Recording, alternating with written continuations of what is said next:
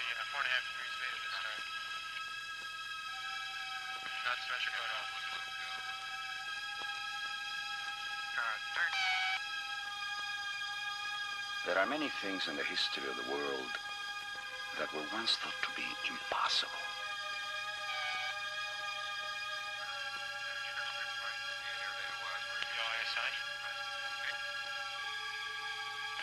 Healthy 4.5 degrees theta this time. Not symmetrical at all. Turn.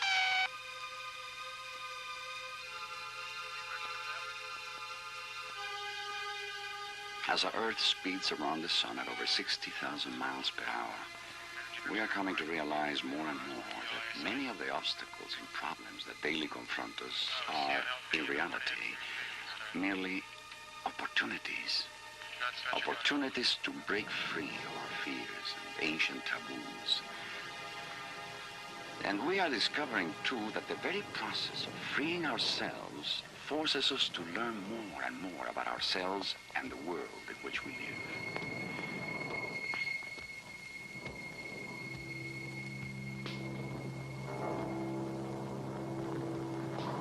For an awful long time, 2,000 years, people assumed that there was a schism between the mind and the body. There was the intellect and there was emotion. But only until recently do we realize just how much of the time we actually influence the ongoing physiological activity in our own bodies by what we think about.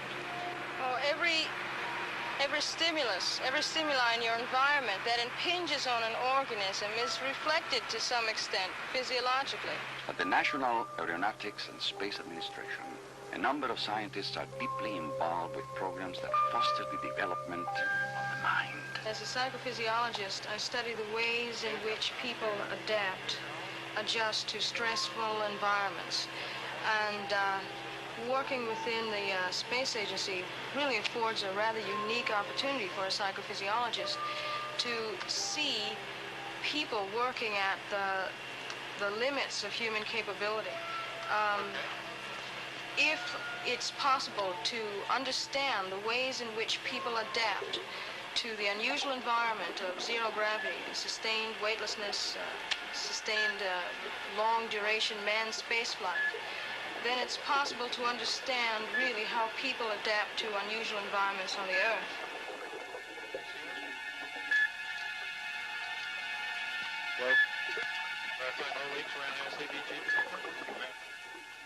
There are many lessons to be learned from nature and from the universe through which our world spins. Chief among these is the fact that the world is changing rapidly, and at a rate faster than our most sophisticated technological inventions can perceive or record. As we humans strive to keep pace with these changes, the development of the human mind becomes increasingly crucial to our survival.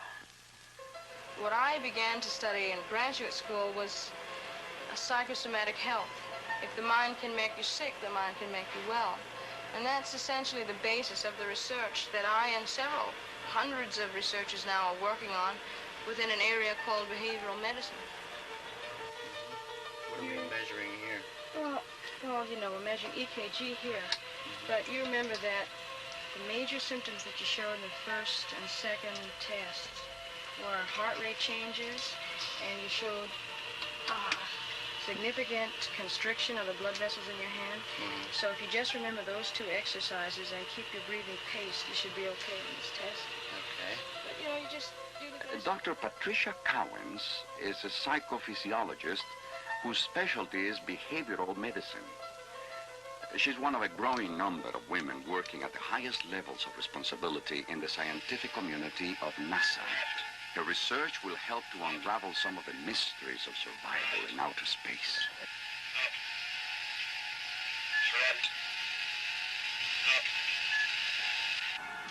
SCA pilot Fitz Fulton has called out proper separation altitude. 5, 4, 3, 2, 1. We do have separation. Chase planes are calling. Clear. The orbiter has nosed over and is now on its way to the final descent to the runway. It was in the early days of the space shuttle, when it was first testing its wings, that women and minorities began entering the professional ranks of NASA. Trudy Phillips was one of those women. Pilots in the orbiter are Joe Engel and Dick Truly. The orbiter crew has pitched the nose of the orbiter down. They should be making their final descent any minute. The orbiter is coming in over the runway at Edwards. We should have touchdown momentarily.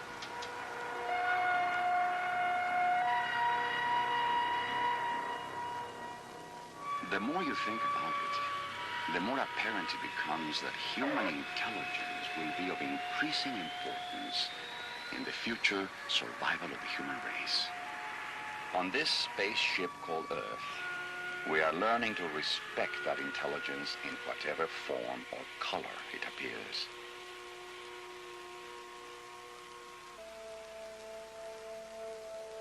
Where the first space shuttle was tested in the mid-1970s, the director of the space shuttle operations at Dryden was an ex-Air Force test pilot named Ike Gillum. Since that time, Gillum has been promoted to the position of director of Dryden Space Center in California. It was from him that the first female and minority group astronauts received their introduction to the Enterprise, NASA's first space shuttle. From wingtip to wingtip is baseline to baseline on a tennis court. Capable of standing about 700 degrees of temperature. And the highest temperature resistant portion that we have is the leading edge of the wing, this reinforced carbon-carbon. And you'll notice when we get around front, the tip of the nose. In the 21st century, the ranks of our space travelers must be filled with people of not only high intelligence, but great stamina. Because the challenges of outer space will be many. Each one of those challenges will represent a seed of opportunity for human growth.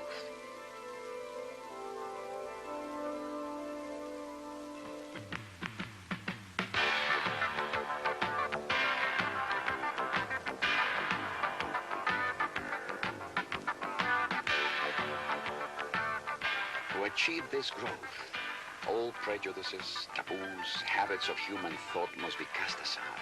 For the safety and survival of a spacecraft depend on the excellence, both mental and physical, of all on board.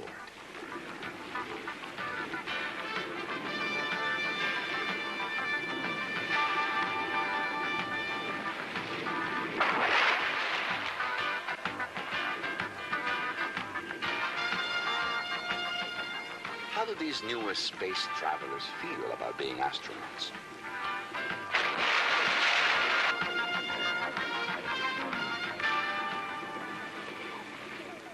When you were first made aware of the fact that you had been selected, how did you react to that? Well, you have to appreciate I was in the middle of writing a PhD thesis. And that tends to swamp out a lot of other things. And I was obviously very excited. And I remember the morning and the whole day, in fact, quite well. And was very happy and very excited. But then all the press activity took off at such a tremendous rate, too, that that sort of masked over personal celebrations and personal reactions. It was an incredibly busy and exciting day, but it was just a great big blur, too. I happened to go to a school for my bachelor's degree where grades were not actually given. You were given a pass or a fail, and a critique was written by the professor of how well you had done in the class. You didn't get just a letter grade. By the authority vested in me by the Senate of Dalhousie University, I admit you to the degree of Doctor of Philosophy with all the rights and privileges thereto pertaining, and I congratulate you. But still, I always found that my performance in the class was best. My results from the professors were best when my only motive was to learn the most I could. And as I say, I never aimed for the space program as such. All I really thought about was that nothing was worth doing unless you were willing to do what was needed to do the job well. Self-discipline, I think, is the most important factor. And I think it's also important to realize the responsibility that each person has towards all the other people around them. Waxing philosophical, I think we show each other many, many lessons. just in day-to-day life. And we can learn a lot from each other. We can give a lot to each other. And that will only reach its highest point if each of us individually tries to do the best we can. That's true for a high school exam or a PhD or being an astronaut. You can't just do it for yourself. It does count.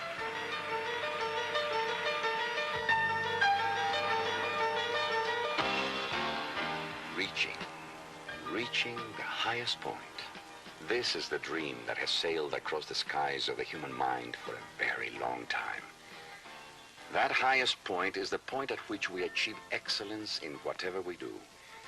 But that excellence must start here on Earth, in the objects and structures we build, and in the many jobs we perform. At NASA, there are numerous jobs, each crucial to the space program as a whole.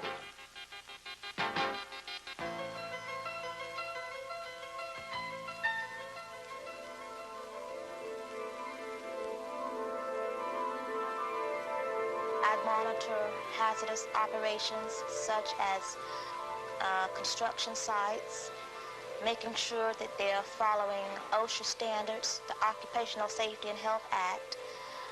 We're mostly concerned with investigating potentially hazardous situations on the job for both contractor and NASA personnel. Most anything that's potentially hazardous. I became a safety specialist through a specialty training for entry professionals. And we go through the process of just applying for the job, then we'll evaluate it and select it. Brenda Willis is one of a growing number of women who are deeply involved in the various programs and projects of NASA. Is it necessary for a person to have a PhD to advance in the workforce of NASA? Not at all. There are so many different ways in which a person can pursue a new career within this organization. How did you get your start, Ms. Willis? In high school, they had the program, where they would go around and recruit students that were interested in the secretarial field who had had some experience in typing and shorthand and things of that nature. And I started out in the clerical field with NASA. And by taking the civil service exam, I came into NASA as a clerk typist and just worked myself, right up through the ranks by going to college in the evenings.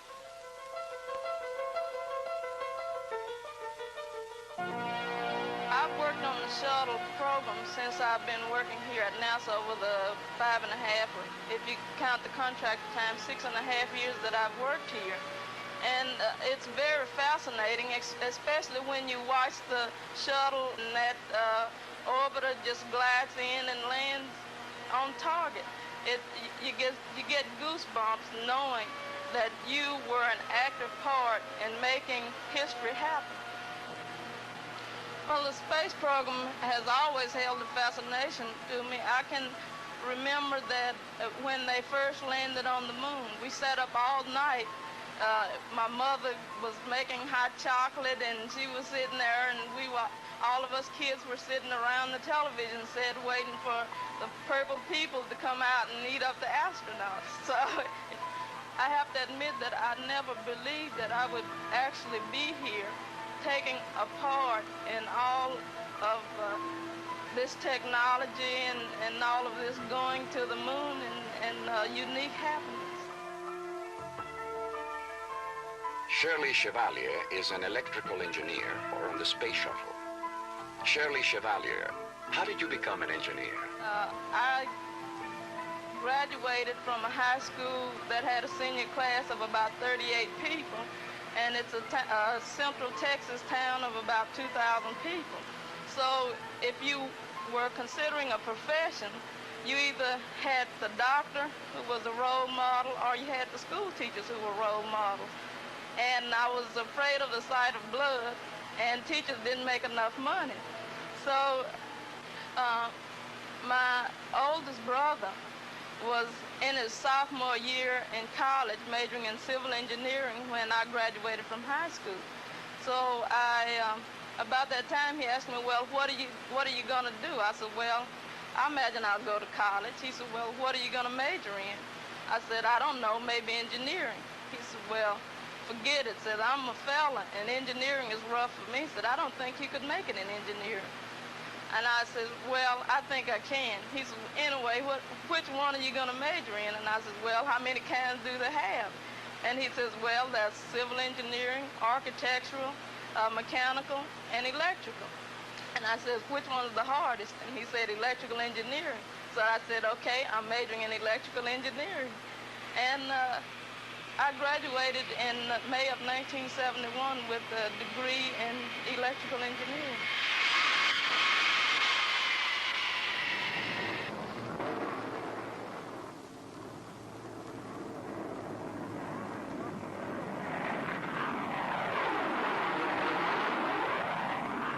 Today, women are pursuing a wide variety of careers in space and science. Take Sue Norman, for example.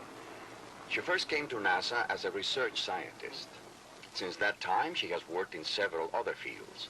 Her current job involves work in aerial and satellite photography. But we use both aerial photography and satellite imagery to help in analysis, vegetation analysis. There are two U-2 pictures which were taken from a side-looking angle at 65,000 feet. They're color infrared pictures, and we use color infrared because it tells us more about the vegetation on the ground, whether it's healthy or whether it's diseased or its state. And these pictures are of Northern California, the Eureka Humboldt Bay area, and you can see the mountains in the background that have snow on them, and if you look closely you can also see a little bit of the curvature of the earth. Okay, well I think, let's see. We have two maps. This one is a map of the state of California that shows the places where as the satellite passes over, it takes sort of one picture. What made you think initially of a career in space? Well, there were quite a few. Number one, when I was going to school, I didn't belong to a very wealthy family, and so I really wanted to get a job and go to college and, you know, have something where I could make some money, so to speak. And they had the Space Act, if you remember, where they would give students loans if you would go into science, and I didn't really have enough money to go to school, and my family didn't have enough money either, so by taking science classes and, well, just the whole impetus of the space program in the early 60s, I was able to get loans to go to school. So that was part of it, because they would give me loans as long as I was in science. But I also wanted science. You know, I felt a natural inclination toward that as opposed to English. I'm not a very good speller, and I can't write very well, so it seemed like what was me was really science. I kept flunking English and other types of things like that. Well, what about the business of your being a woman here? I mean, do you feel you have encountered any kind of, well, special problems working here because you are a woman?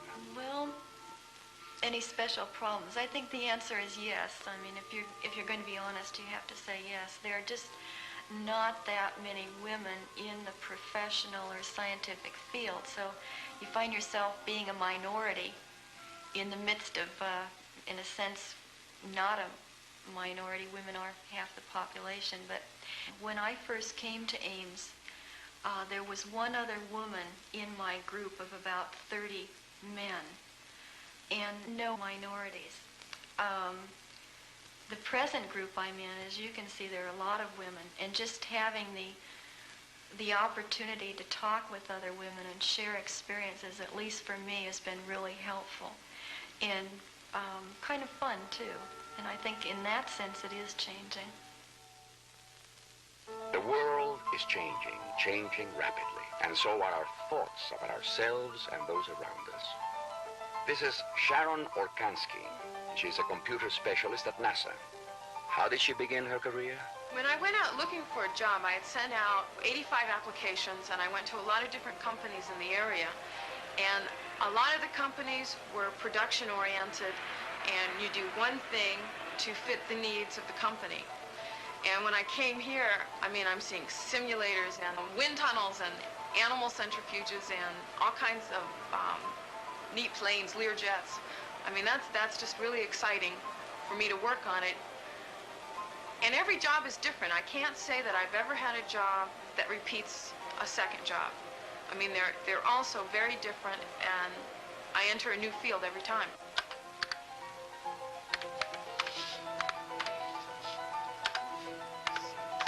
What happened was when I applied here, there was a person in front of me. I couldn't get in. There's like the veteran points, and I have no veteran points or any kind of points. So they were going to bring me in on a special 5x5 program. That's where you work half-time and go to school half-time and get paid full. And so I applied for that, and I applied to Stanford University, got accepted, but then NASA had a regular position for me, so I just came in as a regular NASA employee, NASA Ames employee. Do you find that you have encountered any problems working at NASA? I mean, because you are a woman. I would say maybe not having the background that a lot of the men have had as children. You know, you grow up and your dad shows you how to fix a car or to fix the stereo. I never had that kind of training as a child, and I feel, I mean, I never did anything with circuits until I got into engineering. I mean, I just never, you know, toyed around with it, and that really holds me back. I mean, just getting out there and getting your hands dirty, I am a little slow at. I'd see that maybe as being a woman holding me back. As far as dealing with people, I'd almost say they're more willing to deal with me because I'm a little bit different. You know, they want to see, oh, what's a woman engineer really like? Since you have been a part of the NASA team, have you found that you encounter any problems being a woman? I think I have more problems by virtue of the fact that I'm short. I'm the shortest person in my lab. Most of the people who work here are older than I am. The majority of them are men. I really don't have that much of a problem working with people who are older than I am and who are men because, as it turns out, they realize that I'm the principal investigator and I'm the one that's directing this program. And you can get people to work with you without being pushy and telling them what to do. You simply explain to them that it's the best idea, you know, or that it's for all of our mutual benefit. Being short is a little difficult, though. You know, do this, do that. Everybody seems to be taller than me. But what are you going to do? I wear heels a lot.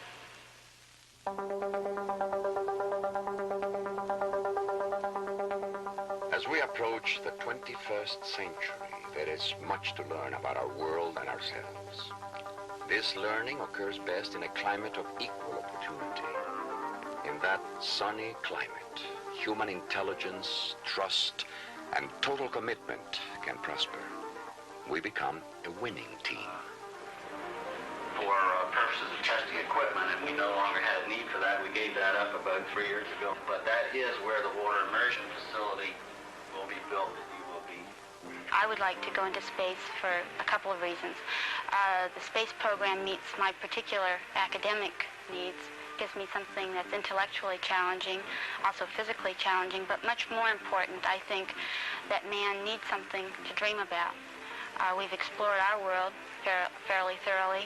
I realize that the ocean's remaining, that that's 3/4 of our world, but there's really just two frontiers left, the ocean and space, and I'd like to be part of that effort.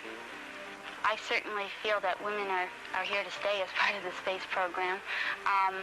You know, this time all the women selected were selected as mission specialists. I certainly feel that in future selections with women training as pilots that there will be women selected as pilots. I think we're here to stay. Who is to say who will succeed or fail in any task we Earthlings undertake? For is there really any difference between the minds of males and females? The women of NASA don't think so, and neither does NASA. For it is generally agreed that differences in performance occur when there is a difference in opportunity to learn and to gain experience. When I was picked about a year or so ago to be a backup payload specialist on a dress rehearsal of a space shuttle flight, I was afraid at that time because I thought, well, maybe I really can't do it. But as it turned out, I was picked because of the investigators who had submitted experiments, just as it'll be for an actual flight. The payload specialists, the scientists, astronauts, are chosen because maybe there's some particular characteristic of their own experiments that would make themselves be the best person to conduct that experiment, and also because their background, their educational background is varied enough to be able to adequately carry out other people's experiments on board. And as we went through the simulation, I found out that I could learn what I had to learn, and that I was doing just fine. Fire.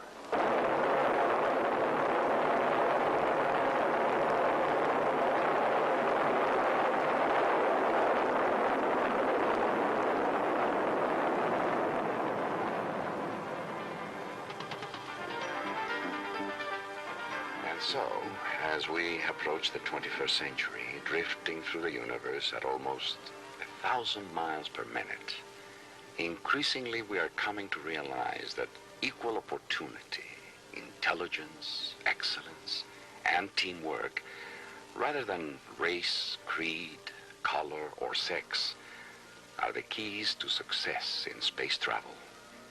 Whether we happen to be aboard the space shuttle or on board our mothership, Earth.